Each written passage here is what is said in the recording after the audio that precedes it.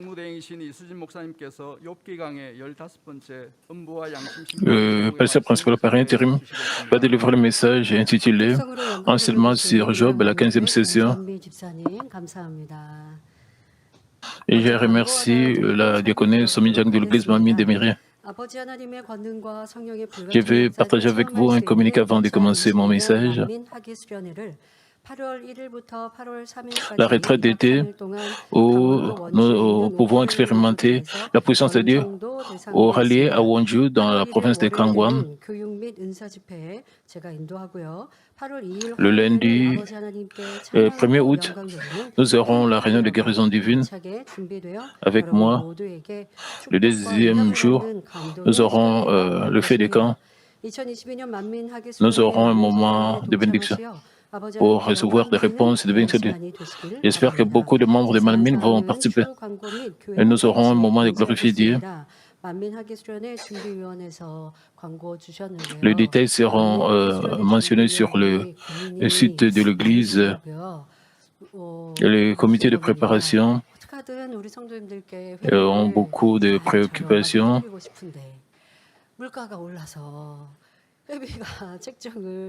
Ils veulent réduire le prix de participation, même s'ils veulent réduire le prix.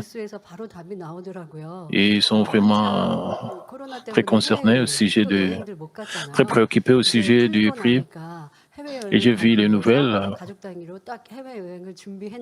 dans le monde.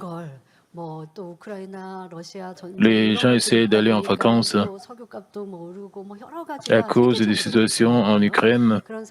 Le prix, partout, le prix a augmenté, c'est partout dans le monde. Il y a la flambée des prix, même quand les gens veulent voyager, parce que les prix sont tellement élevés, les gens ont annulé leur voyage. Et les prix sont trop élevés. Les gens du monde sont très concernés. J'ai compris que le comité de retraite de Manmin est aussi préoccupé par le prix. Vous devez savoir là où nous restons. C'est pas ces stations de voyage et appartient aux païens. C'est pas. Je pense que vous allez prier, vous allez comprendre la situation et vous allez vous entraider. Et les uns les autres, même si les prix sont élevés, nous ne devons pas rater de recevoir la grâce de Dieu, les bénédictions de Dieu. Et notre Dieu, c'est le Dieu de bénédiction. Il y a une grande différence. Et si vous êtes dans l'endroit de grâce, où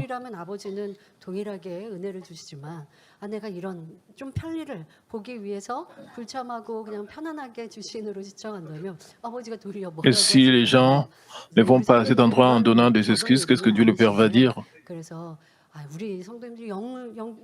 Je pense que vous avez une foi solide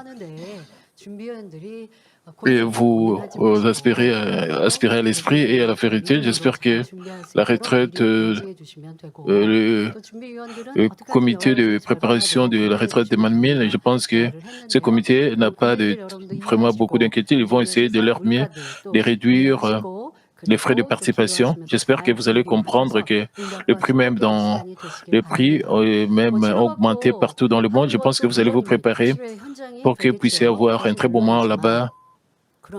Et il y aura des guérisons, des bénédictions, et des guérisons auront lieu là-bas, bien sûr. Même si vous n'êtes pas malade, vous devez aspirer à cela. Dieu le Père répond aussi au désir de votre cœur. Vous pouvez avoir un moment. Peut-être vous n'avez pas de grands pommes dans la vie, mais même si vous êtes comme cela, vous aurez un moment de vous améliorer spirituellement pour que vous puissiez vaincre le monde. Et vous n'aurez rien à voir avec le maladie et le virus. Je pense que vous allez vous préparer avec des prières. Hier, nous avons eu la réunion de guérison divine. Comme j'ai dirigé la réunion de guérison divine, Il n'y a pas d'autre choix que de s'appuyer sur Dieu. C'est pas moi qui guéris, mais c'est Dieu le Père qui guérit. Et parce que nous ne pourrons pas nous réunir dans le sanctuaire, c'est lamentable, mais Dieu le Père qui est vivant, il ne change pas. Il est toujours le même. Il manifeste toujours la puissance du berger de la même manière. Comme j'ai dirigé la réunion de guérison divine, moi-même, j'étais joyeuse, reconnaissante et j'étais excitée. Même pendant le culte, même pendant le message, les gens disaient, ils avaient des douleurs, mais les douleurs, ils ont confessé que les douleurs ont disparu même pendant le message, quand ils écoutaient le message. Et d'autres ont vécu avec de telles douleurs pendant des mois et pendant des années, et tout cela, ils ne pouvaient pas être guéris à l'hôpital, mais par la puissance de Dieu, et ces douleurs ont disparu. Il y a des gens qui sont en bonne santé. Vous ne pouvez pas comprendre, mais il y a des problèmes, des maladies qui ne peuvent pas être traités par la médecine moderne. Il y a des cas médicaux qui sont très compliqués, mais ces cas peuvent être guéris par la puissance de Dieu. Et combien nous devons être contents d'avoir un moment de rencontre de Dieu, que les œuvres des temps transcendant le temps et l'espace, Dieu guérit les gens. Il y a partout à travers le monde. Et les gens sont guéris de leur douleur au niveau des genoux, de leurs bras, de plusieurs parties de leur corps, pour qu'ils puissent bien marcher. Nous avons ici des témoignages le même jour. J'étais très content. Dieu le Père agit toujours de la même manière. Et même maintenant, Dieu le Père est en train de nous garantir. Et quand je me préparais pour la réunion de guérison divine, j'ai donné beaucoup d'offrandes avec des raisons de remerciement. Combien nous devons être reconnaissants pour cela, même si nous ne pourrons pas nous réunir dans le sanctuaire en un même endroit. Nous avons beaucoup de témoignages. Les gens ont été guéris, les zonas, et d'autres avaient des douleurs comme si on les coupait avec du couteau. C'est comme si le couteau pénétrait dans leur peau et il y avait des tels gens. Moi-même, je n'ai jamais souffert du sauna, mais c'est ce que ces gens ont confessé et de telles douleurs ont disparu. Mais ces douleurs ont perduré pendant des mois, des semaines, mais pendant la réunion de guérison divine, l'une des personnes a dit, et la douleur a disparu en quelques secondes, ce n'est pas un hasard. Les gens qui négligent ou ignorent la puissance de Dieu, les gens disent que c'est juste un sentiment personnel. Vous devez penser à cela. Si les gens du monde peuvent avoir la maîtrise d'essayer de contrôler leur douleur, c'est vraiment c'est ridicule, et qu'ils puissent ignorer la puissance de Dieu, mépriser la puissance de Dieu. Nous avons beaucoup de témoignages dans cette église, dans ce ministère.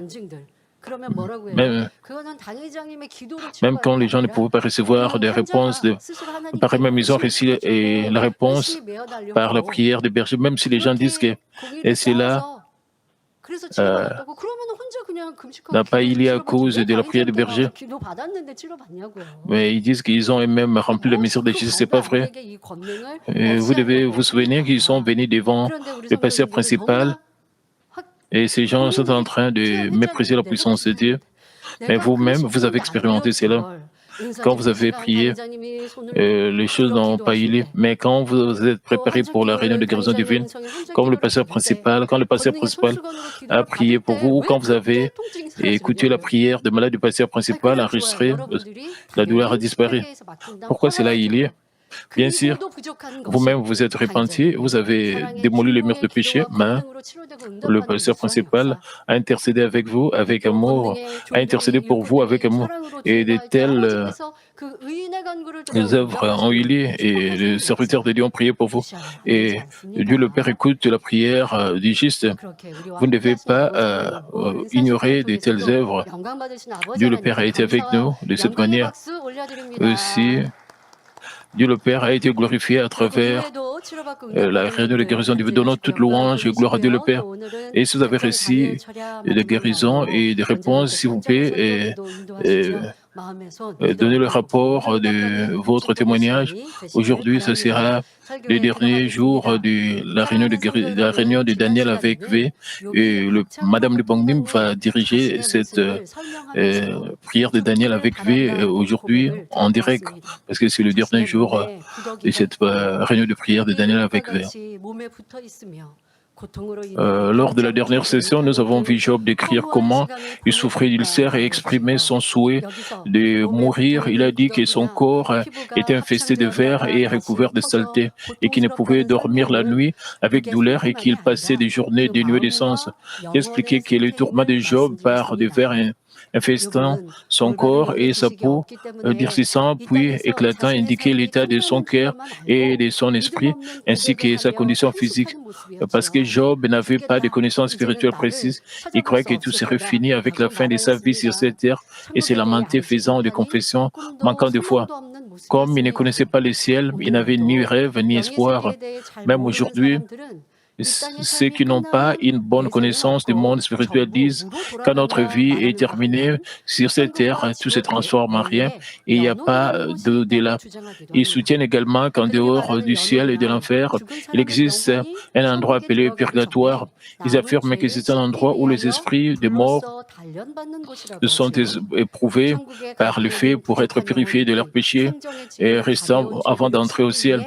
Selon eux, c'est un endroit intermédiaire entre le ciel et l'enfer où les gens qui ne sont pas au ciel restent temporairement pour laver le péché léger qu'ils ont commis avant la mort. Mais pour tous les hommes, une fois leur vie sur cette terre terminée, ils ne finissent qu'au ciel ou en enfer. Il n'y a pas d'endroit intermédiaire. Vous et moi avons entendu des explications détaillées sur le monde spirituel de la part du pasteur principal. Ainsi, beaucoup d'entre vous connaissent bien le tome supérieur et inférieur et le jugement des consciences, ainsi que le ciel et l'enfer. Je veux que vous rendiez grâce à Dieu le Père qui nous a éclairés sur eux en détail. Si l'un d'entre vous a une mauvaise connaissance du monde spirituel, comme Job l'a fait, j'espère que vous acquérez une connaissance précise à ce sujet à travers le message d'aujourd'hui et que vous aurez un temps béni pour développer l'espoir pour le ciel. Et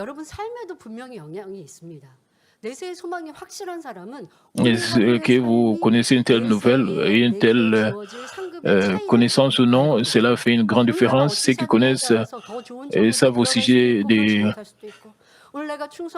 la vie après la mort.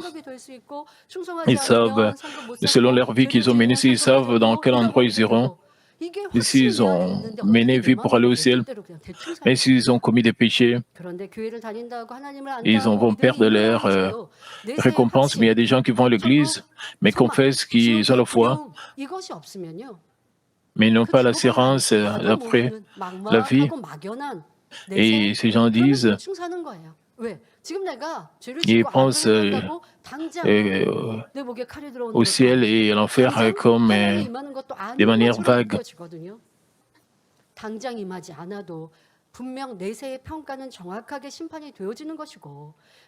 Vous devez savoir qu'il y a le jugement après la vie, après la mort. Même si vous n'allez pas payer au sujet de ce que vous avez fait immédiatement, mais il y aura le jugement.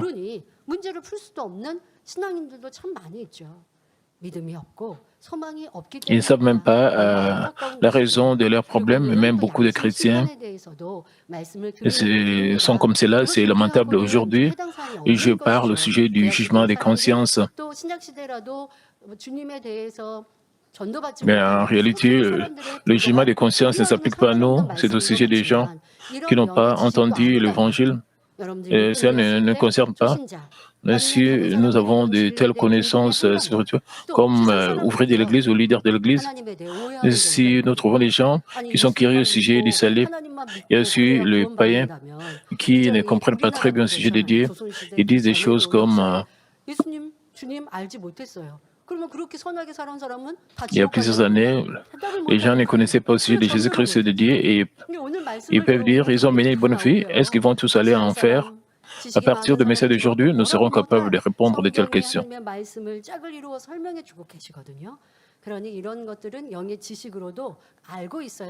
Cette explication est basée sur la Bible. Vous devez avoir de telles connaissances spirituelles. Et avec cette connaissance,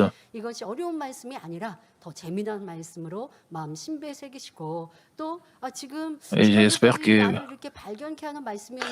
ce message sera très intéressant pour vous.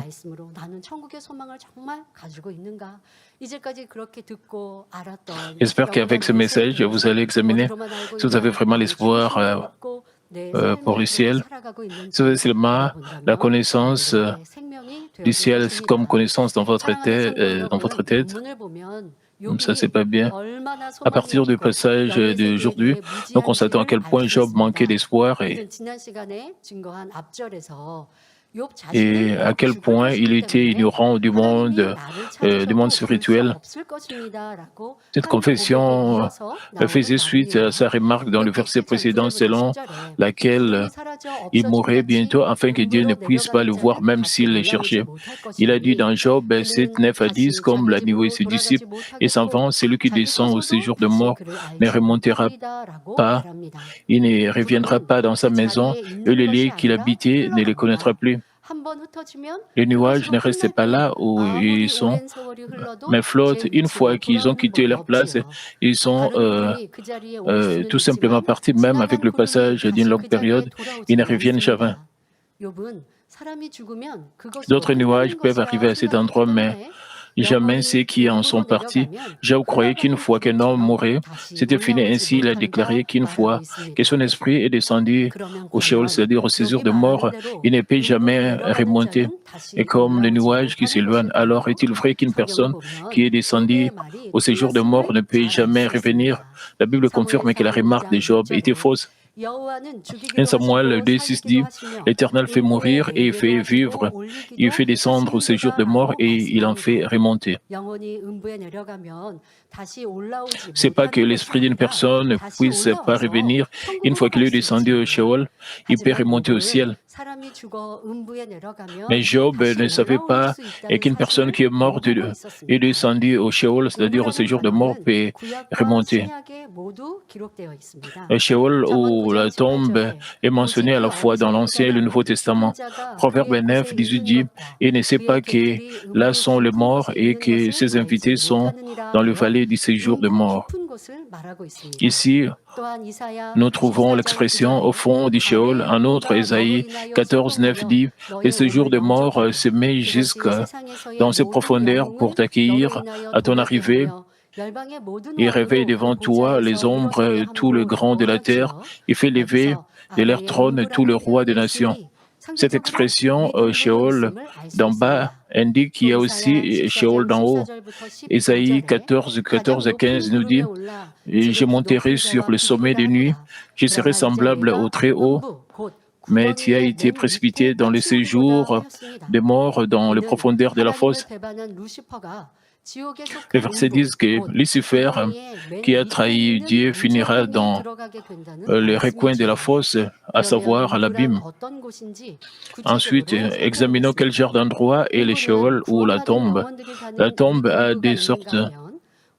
La tombe supérieure, où finissent les âmes sauvées, et la tombe inférieure, dans laquelle tombent les âmes non sauvées. Nous pouvons dire que la supérieure appartient au ciel et l'inférieure à l'enfer. Avant la résurrection et l'ascension de notre Seigneur, la tombe supérieure serait le lieu d'attente pour le sauver. Nous trouvons dans Genèse 37, 35, tous ses fils et toutes ses filles vinrent pour le consoler, mais il ne voulut recevoir aucune consolation. Il disait, c'est en pleurant que je descendrai vers mon fils au séjour de mort, et il plairait son fils. Comme Jacob a été trompeusement rapporté que son fils bien-aimé Joseph avait été dévoré par un animal, il a confessé avec angoisse qu'il irait au Sheol ou à la tombe où il pensait que Joseph se trouvait. Parce que Jacob était un homme qui aimait Dieu, il ne fait aucun doute que l'endroit qu'il a mentionné fait référence à la tombe supérieure où finissent les âmes sauvées. Dans 1 Samuel 28, nous trouvons une scène où une femme médium a fait monter Samuel de la tombe supérieure à la demande du roi Saül. Comme le roi Saül a commis le mal en désobéissant à la volonté de Dieu, il ne pouvait avoir aucune communication avec Dieu. De plus, après la mort du prophète Samuel, il ne pouvait pas connaître la volonté de Dieu. Même avant une bataille, il ne pouvait pas non plus obtenir son aide. Alors que le Philistin a attaqué Israël, Saül a eu peur, alors il s'est déguisé et a rendu visite à une femme qui était médium. Il lui a demandé de faire venir Samuel, qui était déjà allé à la tombe supérieure. Nous trouvons dans 1 Samuel 28, 12 à 13. Lorsque la femme vit Samuel, elle poussa un grand cri et dit à Saül, « Pourquoi m'as-tu trompé? Et tu es Saül. » Le roi lui dit, « Ne crains rien, mais que vois-tu? » La femme dit à Saül, « Je vois un Dieu qui monte de la terre. » C'est ce que la médium a confessé alors qu'elle paniquait en voyant le défunt prophète Samuel. Et le roi Saül s'est déguisé comme s'il n'était pas roi et elle est allée voir la médium pour appeler Samuel.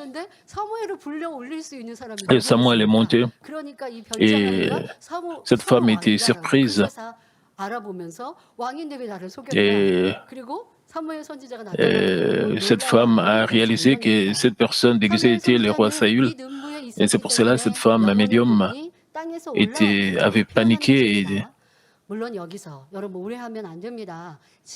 Parce que le prophète Samuel avait été dans la tombe supérieure, il a dit et qu'il est sorti de la terre quand il a été appelé. Bien sûr, ne vous méprenez pas, c'est pas que la médium elle-même a appelé le prophète Samuel, ce n'est que c'était par l'œuvre de Dieu et cette médium a été utilisée seulement comme instrument de Dieu.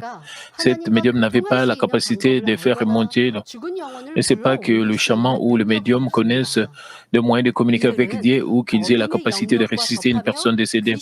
Étant en contact avec le ténèbre, ils ne peuvent appeler que des démons. Et ce qu'ils peuvent faire, c'est seulement appeler des démons. Ils appellent des démons et ils peuvent faire des rituels. Ils appellent les esprits morts, les âmes mortes, les chamans. Ils disent qu'ils appellent les esprits de leurs bien-aimés. Les chamans imitent même le voix des gens morts. Et les gens qui visitent les chamans comprennent très mal. Et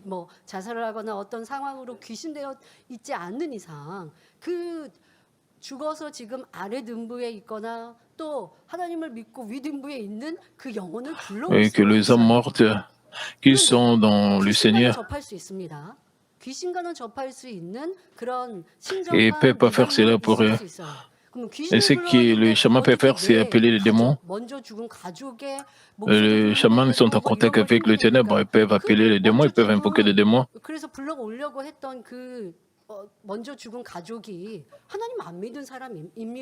Comment est-ce qu'ils peuvent imiter les âmes mortes ou ceux qui sont morts? 귀신을 통해서 알려줄 수 있는 것이고 귀신을 통해서 그렇게 정보를 줄 수 있는 거죠. 그렇게 흉내를 내죠.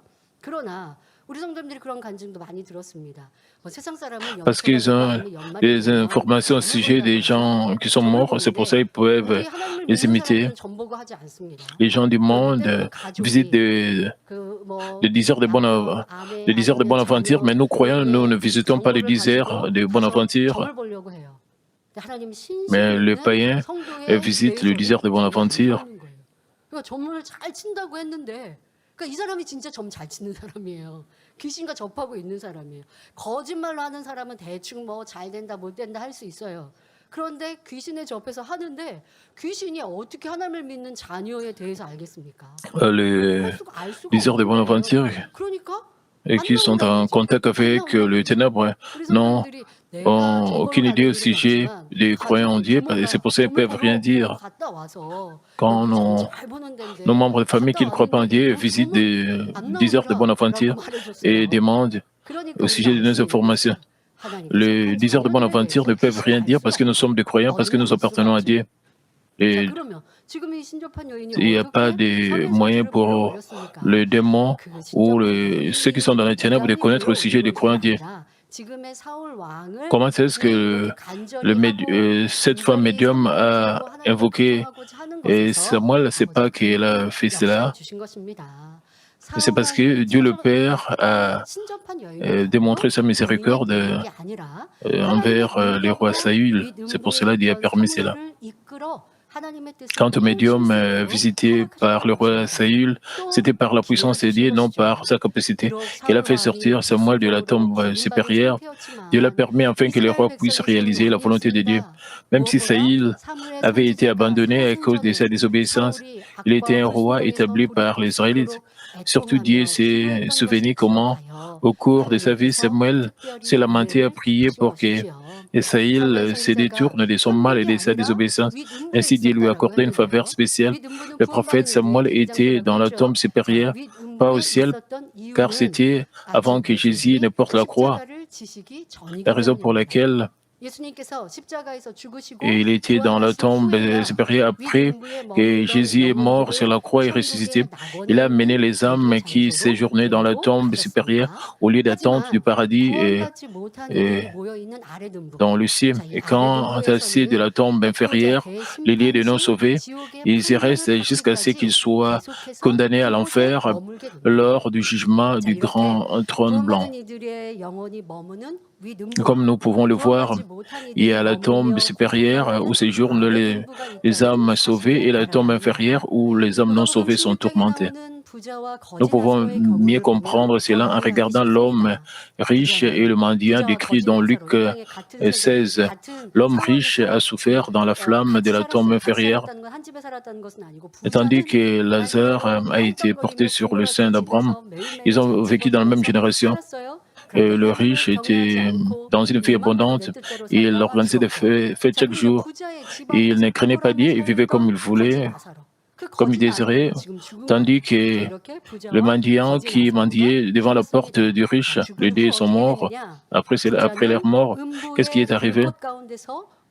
Le riche a souffert dans la flamme de la tombe inférieure, tandis que Lazare a été porté et sur le sein d'Abraham. Il était toujours à la porte du riche pour mendier. Malgré cela, il craignait Dieu et après sa mort, Lazare a été porté sur le sein d'Abraham. Et dans la tombe supérieure, bien la Bible décrit, il y avait vraiment un grand gouffre fixé entre Dieu. Il était donc impossible de voyager d'un côté à l'autre. À partir de nous, constatons également que la tombe est divisée en endroits où séjournent les sauvés et celui des non-sauvés. Lorsqu'une personne qui a crié en Dieu est réussi, le ciel expire son dernier souffle. Les anges qui sont arrivés à l'avance et l'ont amené à la tombe supérieure. Au contraire, quand un incroyant meurt, des messagers ou des anges de l'enfer viennent et l'amènent à la tombe inférieure. Quand les gens meurent, il y a des différences. Comment est-ce que les gens meurent? Certaines personnes meurent dans la paix. Même avant leur mort, ils voient des anges, ils voient de la lumière parmi les membres de cette église. Et quand leurs parents meurent, ils confessent comment est-ce qu'ils ont vu des anges ou la lumière. Nous avons écouté de tels témoignages. Dans les cas contraires, les gens qui n'ont pas reçu le salut, ils ont vu des messagers de l'enfer qui les attendaient. Ils étaient terrifiés. Ils sont terrifiés par l'air et meurent avec des corps raides. Dans le cas des serviteurs de Dieu, ils ont vu la mort de membres de l'Église. Ils ont vu aussi, ils ont aussi visité le funérail, ils ont aussi conduit le service lors des funérailles.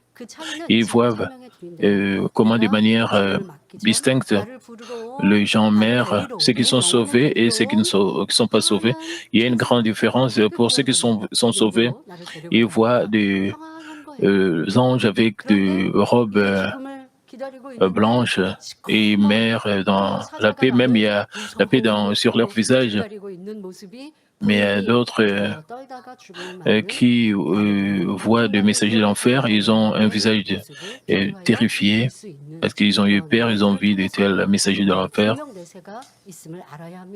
À partir de ceci, nous devons croire qu'il y a la vie après la mort, des messagers d'enfer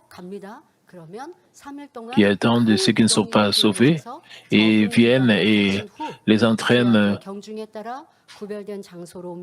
vers la tombe inférieure. Et les hommes entraînés vers la tombe inférieure passent par une période d'ajustement de 3 jours dans un espace ressemblant à une immense fosse. Ensuite, ils sont transférés dans un lieu mis à part selon l'ampleur de leur péché et de leur mal. Sauf ces cas exceptionnels, ils y sont torturés jusqu'au jugement du grand trône blanc. Le but de la tombe supérieure à l'époque de l'Ancien Testament différait de celui de l'époque du Nouveau Testament. À l'époque de l'Ancien Testament, ceux qui devraient être sauvés étaient en attente de rester dans la tombe supérieure. Mais depuis la résurrection et l'ascension de notre Seigneur, les âmes sauvées sont entrées au paradis et se sont reposées dans le sein de notre Seigneur au lieu d'être transportées dans le sein d'Abraham, dans la tombe supérieure. Ainsi, alors que Jésus était pendu sur la croix, lorsque le brigand crucifié à côté de lui l'a accepté comme sauveur, il a dit « Aujourd'hui, tu seras avec moi au paradis ». Et les âmes qui étaient dans la tombe supérieure depuis l'époque de l'Ancien Testament ont également été déplacées vers le paradis. Et jusqu'à la mort de Jésus, toutes les âmes sauvées étaient dans la tombe supérieure, mais après la crucifixion de notre Seigneur,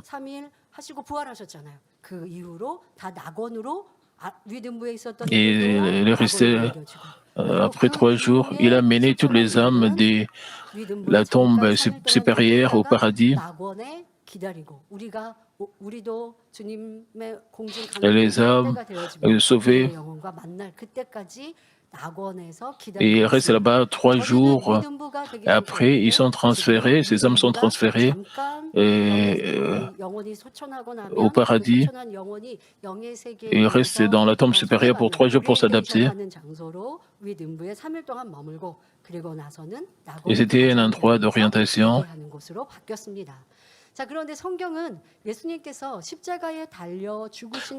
Cela a été changé après la résurrection. Mais selon la Bible, juste après sa crucifixion, Jésus n'est pas allé au paradis. Jésus a dit dans Matthieu 12, 40, « Car de même que Jonas fit 3 jours et 3 nuits dans le ventre d'un grand poisson, de même le Fils de l'homme sera 3 jours et 3 nuits dans le sein de la terre. » En outre, Éphésiens 4, 8 à 9 dit, « C'est pourquoi il dit, étant monté en haut, il a mené les captifs et il a fait des dons aux hommes. Or, que signifie il est monté, sinon qu'il est aussi descendu dans les régions inférieures de la terre. »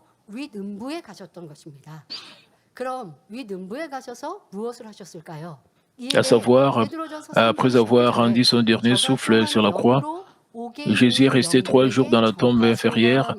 Alors, que pensez-vous qu'il a fait dans la tombe inférieure? À propos de cela, 1 Pierre 3, 19 dit, dans lequel il est allé prêcher aux esprits en prison. Après la mort de Jésus sur la croix, son esprit est allé vers les esprits en prison et il leur a prêché l'évangile. La prison mentionnée ici fait référence à la tombe supérieure, c'est-à-dire que Jésus est allé à la tombe supérieure où les hommes à être sauvés attendaient et a prêché l'évangile. La raison en est, comme il dit dans Actes 4, 12, il n'y a pas de salut en aucun autre nom, car il y a sous le ciel aucun autre nom qui ait été donné parmi les hommes par lesquels nous devrions être sauvés. Tous les hommes ne peuvent recevoir le salut que par Jésus-Christ. C'est pourquoi Jésus lui-même a visité la tombe supérieure et a témoigné de lui-même, le Sauveur, afin que les âmes qui étaient mortes sans l'Évangile puissent aussi l'accepter. Nous pouvons trouver des versets liés à cela dans de nombreuses parties de la Bible. 1 Pierre 4, 5 à 6 dit, « Et rendrons compte à celui qui est prêt à juger le vivant et le mort, car l'évangile a été aussi annoncé aux morts, afin qu'après avoir été jugés comme les hommes quant à la chair, ils vivent selon Dieu quant à l'esprit. » Ici, l'évangile ayant été prêché même aux morts signifie qu'il a été partagé avec les hommes dans la tombe supérieure. Et Jean 5, 28 dit, « Ne vous étonnez pas de cela, car l'heure vient où tous ceux qui sont dans le sépulcre entendront sa voix et en sortiront. » Ici, tous ceux qui sont dans les tombes font référence aux personnes qui sont mortes avant que Jésus ne partage l'évangile et ne séjourne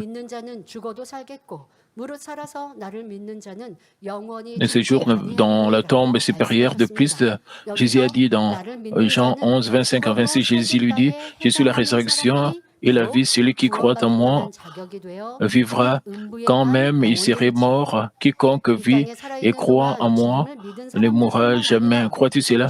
Lorsque Jésus a dit que celui qui croit en moi vivra même lorsqu'il meurt, il a fait référence à ces âmes qui se sont retrouvés dans la tombe supérieure, qualifiés pour être sauvés. Jésus voulait dire que les gens qui sont morts et l'ont accepté dans la tombe supérieure, ainsi que ceux qui croient en lui, tout en vivant sur cette terre, peuvent recevoir le salut. C'est ce qu'on appelle le salut par le jugement de conscience. Permettez-moi d'expliquer plus à ce sujet plus tard. En lisant l'Ancien Testament, ne vous êtes-vous pas posé des questions sur le jugement du déluge? À l'époque de Noé, le péché et le mal des gens étaient si grands que Dieu s'est senti désolé d'avoir créé l'homme sur la terre et a déclaré qu'il les jugerait avec de l'eau et les éliminerait de la surface de la terre. À l'époque, seules 8 personnes, Noé et sa famille, ont été sauvés du jugement de l'eau. Signifie-t-il que tous les hommes, à l'exception de la famille de Noé, ont été jugés et sont tombés en enfer? Nous ne pourrons pas dire que les gens du temps de Noé étaient plus mauvais que ceux du monde d'aujourd'hui, où toutes sortes de péchés, de mal sévissent. Il devrait y avoir des gens qui cherchaient Dieu et menaient une bonne vie. Parmi eux, Dieu a permis à ceux qui étaient dignes du salut d'entrer dans la tombe supérieure. 1 Pierre 3, 19 à 20, c'est dit, dans lesquels aussi il est allé prêcher aux esprits en prison qui autrefois avaient été incrédules lorsque la présence de Dieu s'est prolongée au jour de Noé pendant la construction de l'arche dans laquelle un petit nombre de personnes, c'est-à-dire 8, furent sauvées à travers l'eau.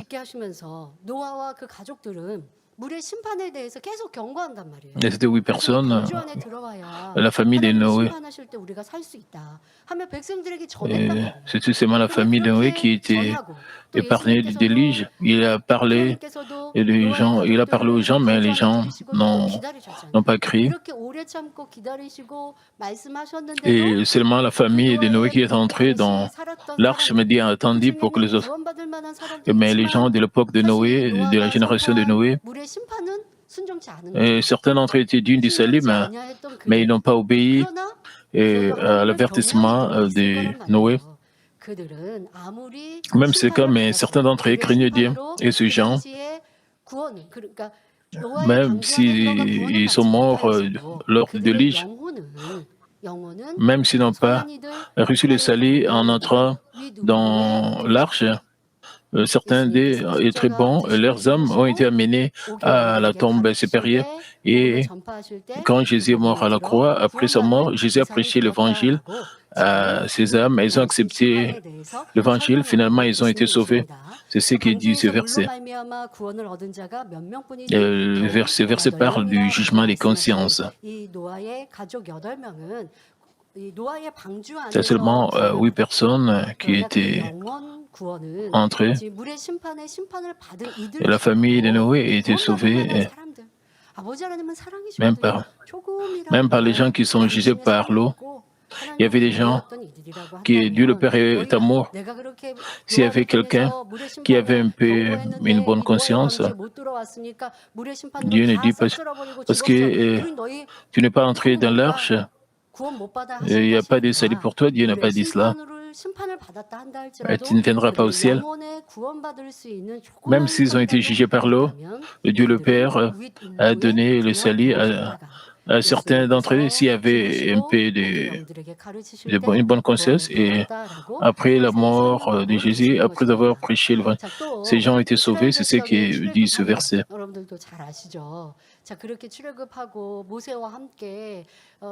Et vous savez au sujet de l'exode des Israélites, ils ont passé avec Moïse, ils ont passé 40 ans dans le désert. C'était des millions, ils étaient à peu près des millions quand ils sont sortis d'Égypte. À part, lorsque les Israélites se sont échappés d'Égypte, ils étaient au nombre d'environ 2 millions, mais à l'exception de Josué et Caleb, tous moururent dans le désert. Est-ce que cela signifie parmi leur projet est entré en Canaan à la place après, cela signifie-t-il que parmi les 2 millions d'habitants, ces 2-là ont reçu le salut tandis que les autres ont fini en enfer? C'était des personnes choisies par Dieu qui ont été témoins des œuvres de Dieu, de leurs propres yeux. Ils ont vu comment Dieu lui-même a agi et a fait descendre le duplé sur l'Égypte. On fait l'expérience de la division de la mer Rouge et ont mangé la manne qui descendait du ciel chaque jour. Ils ont également vu Moïse communiquer avec Dieu en profondeur. Ils connaissaient, croyaient en Dieu. C'est parce qu'ils n'ont pas réussi à entrer en Canaan. Sont-ils tous allés en enfer? Nous devons savoir que beaucoup d'entre eux avaient une foi digne du salut. Alors, ils sont également allés à la tombe supérieure. Ces pays possèdent de milliers d'années d'histoire, mais cela ne fait que 138 ans environ que le christianisme est arrivé ici. Alors, cela signifie-t-il que tous ceux qui vivaient en Corée avant l'entrée de l'Évangile ont fini en enfer? S'ils avaient tous été envoyés en enfer pour ne pas avoir connu Jésus-Christ, comment notre Dieu pourrait-il être appelé le Dieu d'amour et le juste? Il dit que les gens qui ne connaissent pas la vérité discutent avec les chrétiens et ils disent qu'ils partagent l'évangile. Si vous ne connaissez pas Jésus-Christ, vous n'irez pas. Mais les gens du monde qui ont la connaissance et réagissent, ils n'acceptent pas cela. Il n'y a pas longtemps que le christianisme est entré en Corée. Est-ce que tous ces gens iront en enfer? Même les chrétiens qui ne connaissent pas la connaissance, ils ne peuvent pas donner une très bonne réponse. C'est seulement quand vous êtes bien ancien que vous pouvez répondre. Les gens du monde disent « J'ai mené une bonne vie, je suis meilleur que le chrétien. Et si le ciel et l'enfer, j'irai au ciel. » Et vous savez, peu importe combien vous êtes bon, notre Seigneur a porté la croix, il a porté nos péchés, parce que le chrétien partage l'évangile de cette manière. Les gens avec connaissances réfléchissent, et beaucoup de chrétiens ne peuvent pas les persuader.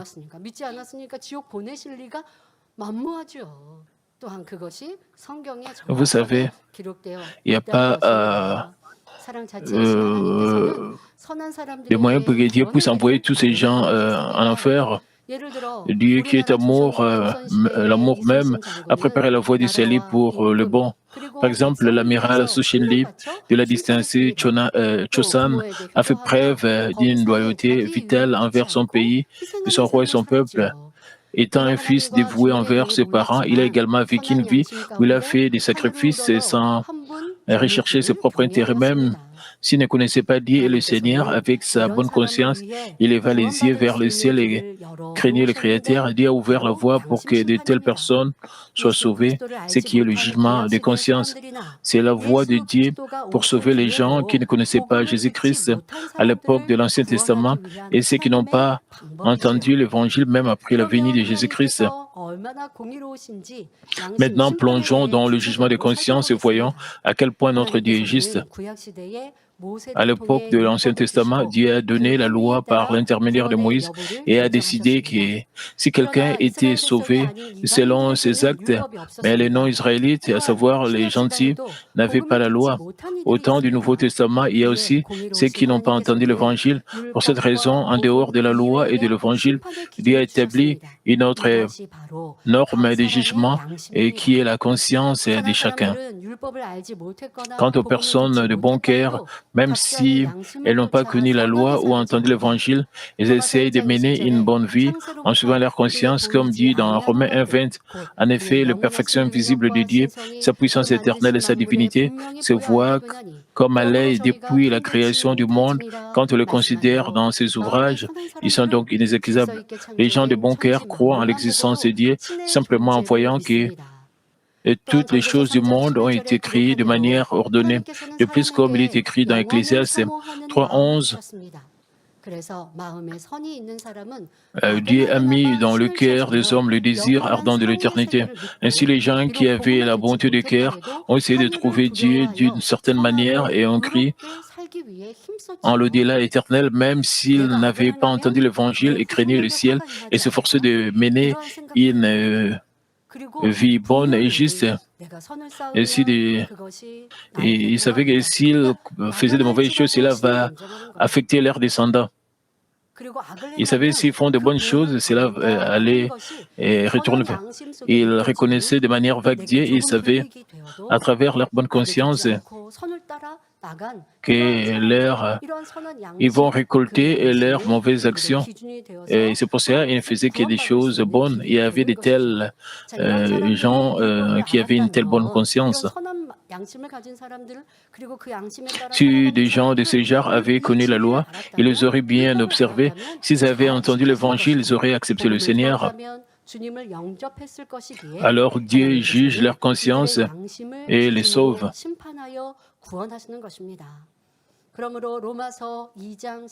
Par conséquent, Romains 2, 14 à 15 dit, et quand le païen qui n'ont point la loi font naturellement ce que prescrit la loi, ils sont et qui n'ont point la loi, une loi pour eux-mêmes. Ils montrent que l'œuvre de la loi est écrite dans leur cœur, leur conscience en rendant témoignage, leurs pensées s'acquisant ou se défendant tour à tour.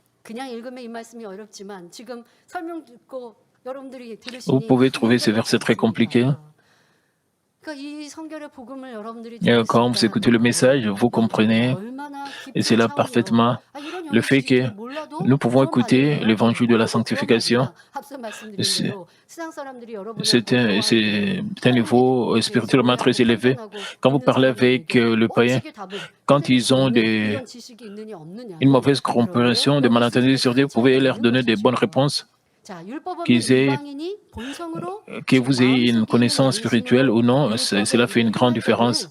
Le verset signifie que lorsque les gentils ou les païens qui n'ont pas la loi font les choses de la loi instinctivement, c'est-à-dire selon leur conscience, et leur conscience rend témoignage. Et ils font selon le standard de leur conscience. Même s'ils ont vécu selon avant la venue de notre Seigneur, notre Dieu les observait aussi.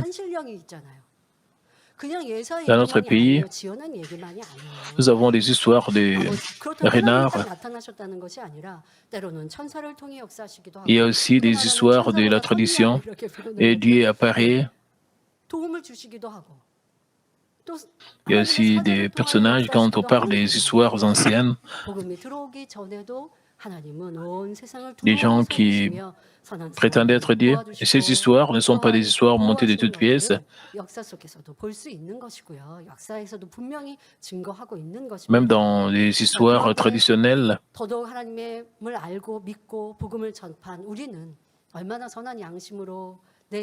qu'en est-il de nous?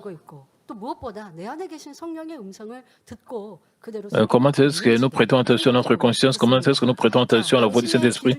Combien nous obéissons au Saint-Esprit? Nous devons nous examiner à ce sujet. Disons qu'une personne a envie de voler le bien des autres, alors sa connaissance déclare que c'est un péché. Ils ont des et remords de conscience, même s'il reconnaît comme un péché avec sa conscience insensible. Même dans cette génération, tout le monde a sa conscience. Selon leur conscience, ils décident s'ils peuvent faire quelque chose ou pas. Mais il y a des cas où les gens volent, même s'ils ont des remords de conscience, mais ils volent quand même.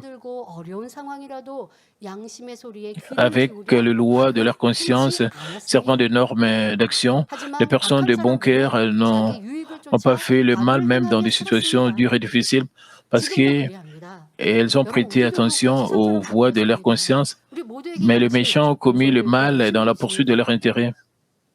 Ainsi, nous avons dans notre nature et notre conscience, que les gens croient en Dieu ou pas, leur conscience, ils ont des remords de conscience. Et nous, les chrétiens, nous avons la voix du Saint-Esprit. Quand quelqu'un méprise et ignore une telle voix, et quand il continue à ignorer la voix ou leur conscience, ils deviennent endurcis dans leur cœur. Pour nous, chrétiens, la voix du Saint-Esprit ne sera pas entendue clairement si vous commettez des péchés de manière répétée. En donnant des excuses, vous n'avez pas de remords de conscience.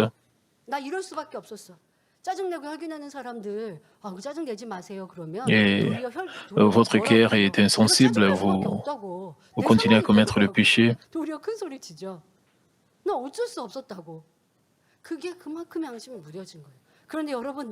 Et même quand une autre personne vous prodigue des conseils, ces gens n'acceptent pas même les chrétiens. Et nous, chrétiens, nous nous repentons amèrement quand le membre de l'Église se repent amèrement. C'est pour cela, vous devez aspirer à la réunion de guérison divine, vous devez aspirer à la grâce de Dieu, nous savons que quelque chose est péché ou pas parce que nous avons entendu, et c'est là à travers le message. Et comme ils passent par des épreuves, 1 mois, 2 mois, 3 mois, ils deviennent de plus en plus désespérés dans leur cœur et ils réalisent comment est-ce qu'ils ont jugé, condamné les autres, comment est-ce qu'ils ont nourri des ressentiments contre les autres. Quand ils prient, ils s'abaissent, ils s'humilient à un certain point et ils se repentent amèrement et ils réalisent que leur douleur a disparu. Et si des choses arrivent, s'il vous plaît, examinez votre vie chrétienne. Quand vous avez commis le péché, quand vous êtes irrité, quand vous avez recherché votre propre intérêt, quand vous êtes mis en colère, est-ce que vous avez attristé ou pas le Saint-Esprit, parce que le Saint-Esprit toque à la porte de votre cœur et vous sentez que le Saint-Esprit est en train de toquer à la porte, mais si vous ignorez le fait que le Saint-Esprit est en train de vous donner des excuses pour ceci et cela, et vous ne souffrez pas de grands problèmes, vous n'avez pas des épreuves et des tests immédiatement, mais quand les choses s'accumulent, et quand vous commettez le péché à plusieurs reprises, vous n'allez plus écouter la voix et vous n'allez plus sentir que le Saint-Esprit est en train de toquer sur la porte de votre cœur. Et les gens ont une conscience, comme ils ignorent même la voix de leur conscience, ils commettent des péchés. Et leur conscience va de plus en plus devenir insensible.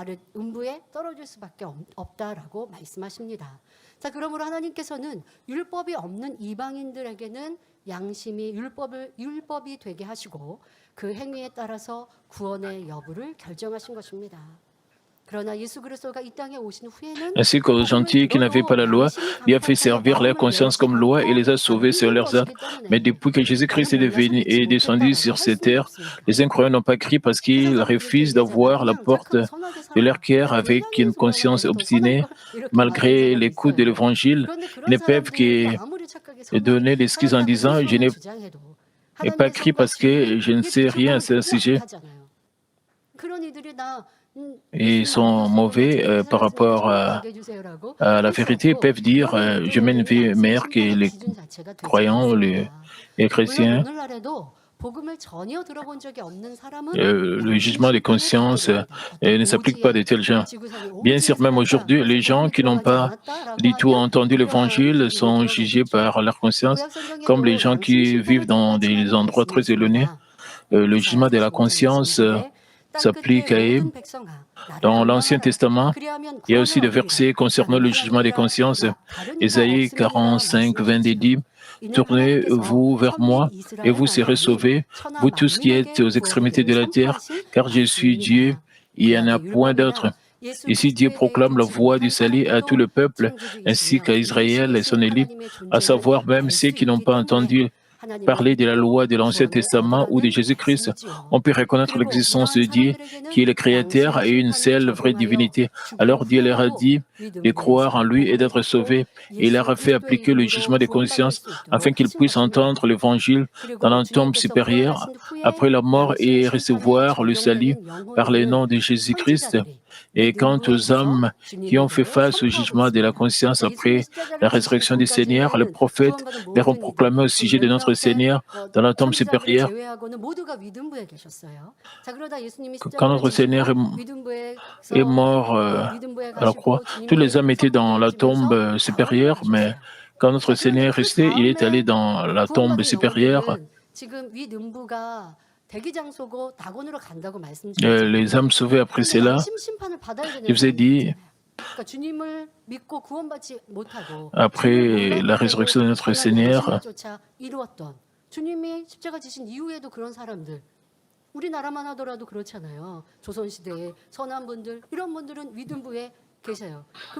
dans notre pays, la Corée, il y a des gens qui ont de bons cœurs, même dans les anciennes dynasties, il y avait des gens qui étaient bons de cœur.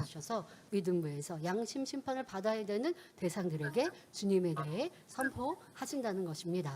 자, 주님의 부활 후 구원받은 사람은 영원히 몸을 떠나면 Quant aux personnes sauvées après la résurrection de notre Seigneur, une fois que leur esprit quitte leur corps, elles vont à la tombe supérieure, passent par une période d'ajustement de 3 jours dans le monde spirituel et se déplacent au bord du paradis.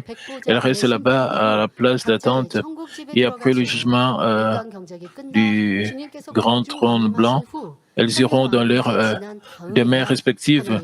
Après la fin de la culture humaine, la venue de notre Seigneur dans les airs, le royaume du millénium, Dieu donne à chaque personne sa demeure et des récompenses selon ses actes par le jugement du grand trône blanc. Mais il y a des cas exceptionnels où les âmes sauvées restent dans la Nouvelle Jérusalem au lieu de la place d'attente au paradis. Ceux qui sont devenus entièrement sanctifiés ont atteint un cœur semblable à celui de Dieu comme Élie, Enoch, Abraham, Moïse, David, Samuel, l'apôtre Paul, Pierre et Jean, etc. sont déjà entrés dans la Nouvelle Jérusalem où se trouve le trône de Dieu.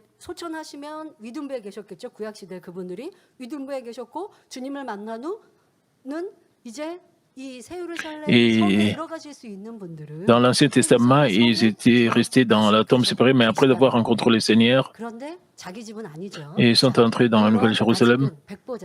Mais cela ne signifie pas qu'ils sont dans leur maison individuelle, non, parce que c'est avant le jugement du grand trône blanc, et ils sont dans un lieu réservé pour eux, c'est un espace réservé pour eux dans la Nouvelle Jérusalem. Les gens qui ne sont pas qualifiés pour la Nouvelle Jérusalem, ils sont dans le lieu d'attente au paradis, mais les citoyens de la Nouvelle Jérusalem sont dans un endroit réservé pour eux dans la Nouvelle Jérusalem. Selon leur devoir, ces pères de la foi servent Dieu autour de son trône ou se rendent aux confins du paradis pour enseigner la connaissance spirituelle aux âmes.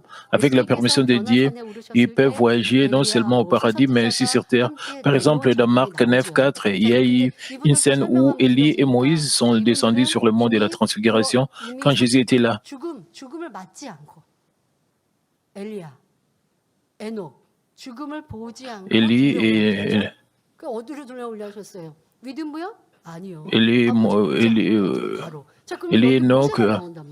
ils ont été enlevés vivants au trône de Dieu.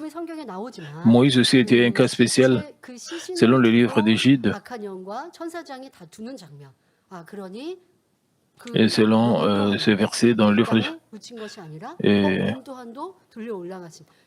nous pouvons trouver que son corps n'était pas enterré sur cette terre, son corps a été enlevé au ciel. Il y a des cas exceptionnels. Élie, Enoch, Moïse. Et qu'en est-il d'Abraham?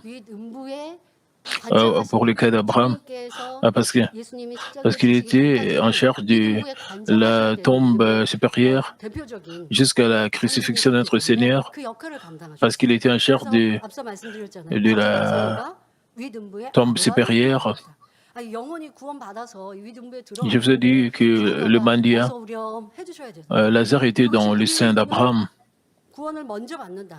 Il doit y avoir quelqu'un qui accueille les âmes sauvées dans la tombe supérieure. Et Abraham était là.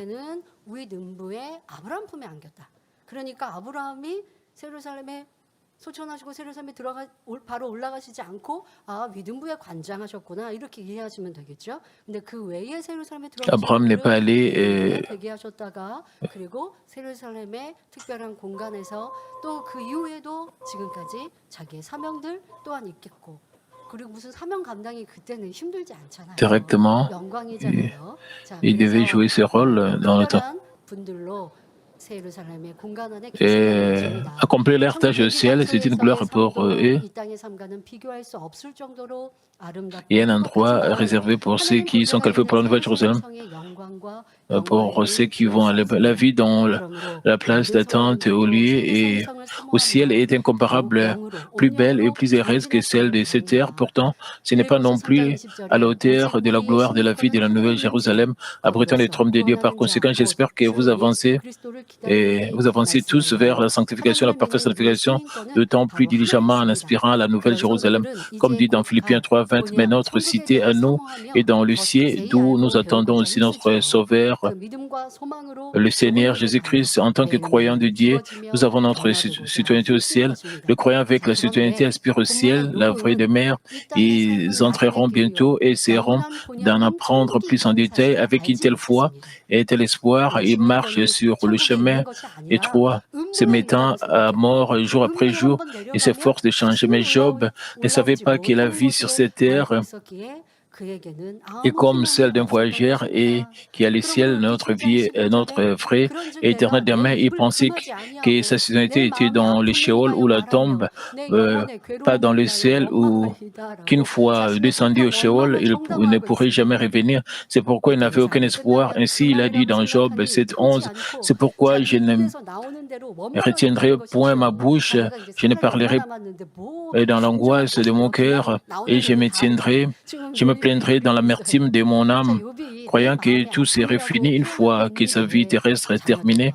Il a confessé et qu'il ne supportait pas, mais se plaindrait comme il voulait. Job a utilisé cette expression, l'angoisse de mon esprit, ayant perdu tous ses enfants et ses biens. Combien il a dit avoir le cœur brisé. Au début, il ne s'est pas plaint, mais comme tout son corps était couvert d'ulcères et que la souffrance atteignait la limite de sa patience, il ne pouvait plus les supporter et a commencé à prononcer des paroles de plainte, de lamentation, d'insultes. Mais si Job avait connu le ciel, il n'aurait jamais dit de telles paroles. S'il avait espéré le ciel, il n'aurait pas dit de mauvaises paroles comme il le voulait. Ceux qui ont l'espoir pour le ciel obéissent aux paroles de Dieu, même s'ils ont l'angoisse dans leur cœur. Ils supportent, pardonnent et comprennent. Contrairement à Job, nous connaissons le monde spirituel et nous sommes bien conscients de la bonne volonté de Dieu. Ainsi, nous devrons avoir de l'espoir dans le ciel, retenir nos lèvres et dire de paroles de vérité. Ce faisant, nous devons toujours nous réjouir, rester vigilants dans la prière et rendre grâce en toutes circonstances, remportant ainsi la victoire par la foi. Même les chrétiens qui sont hospitalisés partagent l'évangile avec les autres et les membres de leur famille et confessent. Ma mère, avant sa mort, sa foi a atteint le niveau le plus élevé. Parce que même à l'hôpital, elle partageait l'évangile avec les autres.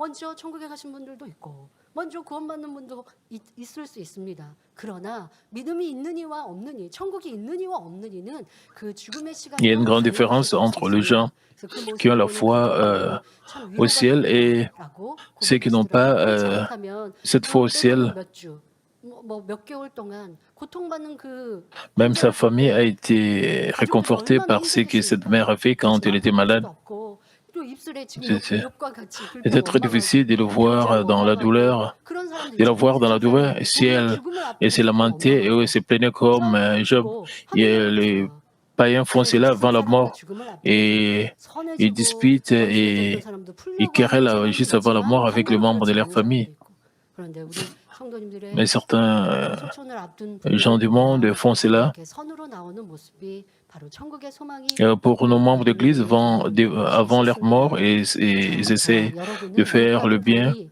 영의 nous 세계 pouvons trouver 말고 qu'ils ont 하나님의 une telle 선하신 foi 뜻대로 et 지내고 un tel espoir du 있습니다. ciel. 그러니 하늘나라의 소망을 두고 삶과 입술을 Nous 금하고 connaissons 진리의 말을 le 하며 monde spirituel, 항상 nous connaissons la bonne 기뻐하고 volonté de 함께 Dieu. 기도하며 Nous devons 그 avoir 모습을 l'espoir du ciel, 감사하면서 nous 믿음으로 승리해야 euh, 하겠습니다. devons 꼭 retirer nos 죽음을 lèvres et 앞둬서가 dire des 아닙니다. paroles de vérité. 모든 삶 Ce 속에서 faisant, nous devons 나는 toujours nous 지금 불평 réjouir, 원망 그냥 쏟아놓을 거야. rester 삶이 vigilants 불편한 dans 사람처럼 la 우리 살지 prière et 마시고 rendre 내실 grâce 없는 사람처럼 en 하나님이 toutes 안 계신 circonstances, 것처럼 remportant ainsi la 그렇게 victoire par 살지 la foi. 마시고 Nous ne devons 모든 pas 것을 다 vivre 알고 une 계신 vie 아버지 comme 하나님 s'il n'y a 오늘 pas 내가 la vie 말하는 거 내가 après 오늘 la 행한 것을 mort. 통하여 Nous 내 devons 앞에 돌이 reconnaître 바위가 Dieu 놓여서 qui veille 시험 sur toutes 환란이 올 수 choses. 있고 또 무엇보다 두려운 건 원수만 Quand nous faisons cela, 알고 있잖아요.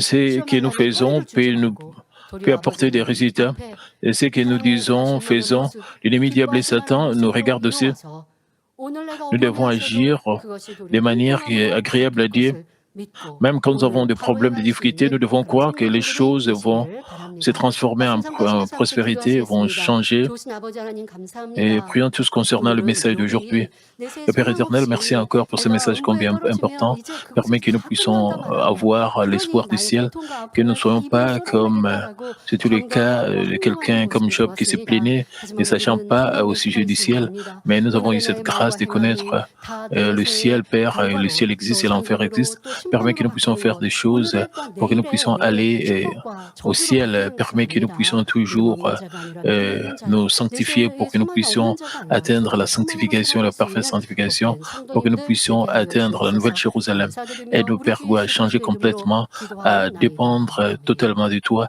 à compter sur 하나님의 toi, au nom de Seigneur 환자를 위한 Jésus-Christ. J'ai ainsi 기도를 prié. Amen. 받겠습니다. 아픈 곳이나 Nous allons 몸이 recevoir 아픈 la 곳에 prière 손을 얹고 pour le 기도하시고 malade. 아프지 Si vous 않은 êtes malade, 분들은 posez votre 가슴에 main 손을 sur vos 얹고 parties 나의 malades. 손을 Si vous 위해 n'êtes pas malade, posez 믿음으로 votre main sur votre 기도받으시기 personne 바랍니다. et recevez cette prière avec le désir de votre 전능하신 cœur. 사랑의 아버지 하나님, Alléluia, Dieu Tout-Puissant, 이 Dieu 시간 d'amour. 기도받는 모든 Et s'il te plaît, pose ta main et sur 안수하여 tous les croyants qui 주옵소서. reçoivent cette prière maintenant. CCM과 인터넷과 화상을 Montre tes œuvres 기도받는 transcendant les temps et l'espace, sur tous ceux qui reçoivent cette 지교회와 prière, sur 이 GCN, sur 성도들, Internet, 그리고 전 dans 세계 les églises, 하나님의 branches, 자녀들을 sanctuaires 위해서 locaux et sur tous les 십자가를 enfants de Dieu 소홀하여 역사하여 partout à travers le 주시기를 monde. 원합니다. 믿어지는 믿음을 주시고 부정적인 Donne-leur la foi de 생각과 croire du fond de 의심의 leur cœur, 세력을 chasse tous ceux qui 물리쳐 pensaient négatifs et 주옵소서. doutes, chasse tous 모든 ceux qui étaient ces 시험 preuves. 환란을 물리쳐 주옵소서. 머리부터 발끝까지 Les pieds escalatés de 모장, parties 뼈, internes, les jointures, les tissus, 온몸의 les 신경, cellules, 조직, dans le 세포 partie 등 malade, 아픈 곳마다 est 성령의 consommé 불로 avec 깨우시고 le feu du Saint-Esprit 근본의 et 빛으로 avec la lumière 역사하여 originelle. 주옵소서. 예수 그리스도의 이름으로 Au nom 명하노니 de Jésus-Christ, j'ordonne à l'ennemi diable et Satan et toutes sortes de maladies, germes, virus, infirmités, quittez-les, que la lumière brille. S'il te plaît, consume toutes leurs maladies en phase terminale et la maladie incurable avec le feu du Saint-Esprit. Il chasse tout ce qui est maladie endémique, y compris la malaria. Toutes les maladies contagieuses telles que le rhume, la grippe et la fièvre, quittez-les. Protégez de toutes sortes de germes et de virus. Guéris-les des cancers d'estomac, des poumons, des seins et des intestins et toutes sortes de sida, leucémie, apoplexie, le bras, hypertension, hypotension, diabète, maladies des thyroïdes, des cœurs, des poumons, maladies des femmes et toutes sortes d'inflammations. Quittez-les. Et gardez tout ce qui est polio, AVC, arthrite, hernie discale, douleur dorsale, maux de tête, néphrasie, toutes sortes de douleurs puissent disparaître. Épilepsie, autisme, dépression, névrose, autres maladies mentales, quittez-les. Toutes sortes de paralysies soient guéries, que les paralytiques se lèvent et marchent. Que leurs yeux puissent bien voir, que les oreilles puissent bien entendre, que les aveugles voient, que les muets parlent, que les sourds entendent. Guéris ceux effets secondaires de toutes sortes d'accidents, guéris leurs os fracturés, restaure tout ce qui est brisé, et permet que la sensation des chaleurs puisse disparaître. Père, permet qu'il n'y ait pas de cicatrices qui restent.